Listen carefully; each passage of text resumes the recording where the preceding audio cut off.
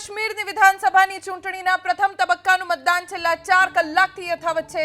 સવારે 9 વાગ્યા સુધીમાં 7 જિલ્લાની 24 બેઠક પર 11% મતદાન થયું।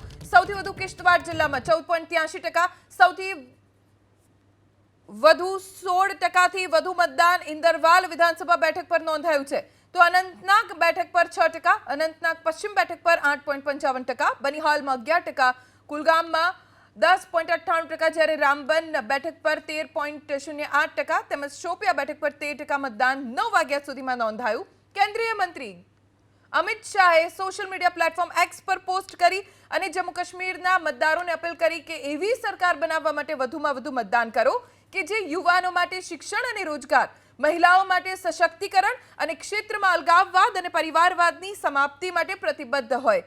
કિશ્તવાડથી ભાજપના ઉમેદવાર શગુન પરિહારે કહ્યું, કિશ્તવાડની જનતાએ મને પ્રેમ અને આશીર્વાદ આપ્યો। જનતા પોતાની દીકરીને સેવાનો અવસર આપે।